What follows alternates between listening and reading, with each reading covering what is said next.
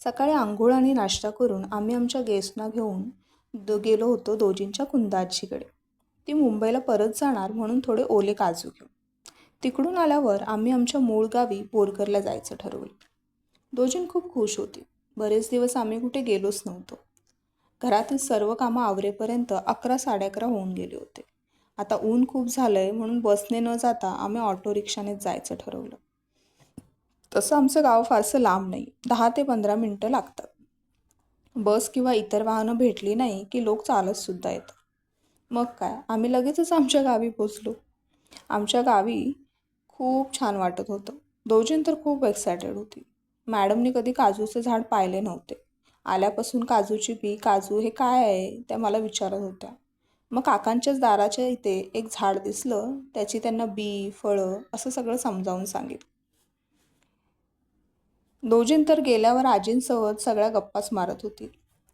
तिची नवीन आणलेली बॅग ती आवर्जून सगळ्यांना दाखवत होती. आणि मग दादाची तिच्या खेळणी घेऊन तिथेच खूप बराच वेळ खेळत बसली होती. मग आम्ही तिघीजणी गेलो विहारामध्ये. आमच्या इथे मंडणगडला 10 दिवसांचं महिलांचं शिबिर आयोजित करण्यात आलं आहे. आणि त्यासाठी खास पनवेलवरून छाया गवई या लेक्चर म्हणजेच प्रवचन देण्यासाठी आल्या आहेत. त्यांची राहण्याची आणि खाण्यापिण्याची सोय आम्ही आमच्याकडेच केली आहे. म्हटलं जर आपलं गाव दाखवून आणावा म्हणून त्यांना आम्ही इकडे घेऊन आलो. त्या तसं मुंबईमध्ये केंद्र शिक्षिका म्हणून पण काम करतात. विहारामध्ये पाया पडून झाल्यानंतर मग आम्ही सर्वजण आमच्या सगळ्या घरांमध्ये गेलो. तिथे मॅडमची छान ओळख करून दिली आणि तिथला परिसर आम्ही फिरत होतो.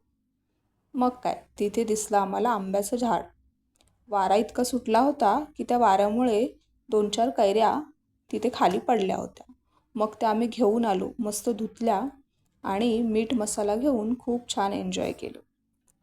कोकणामध्ये गावी घरी आल्यावर जे सुख आणि समाधान मिळतं त्याची तुलना कुठेच होऊ शकत नाही.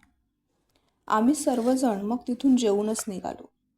दुपारचं ऊन इतकं वाढलं होतं, म्हटलं दोजीन आणि मी मग आजोबांच्या बाईकवरच आलो.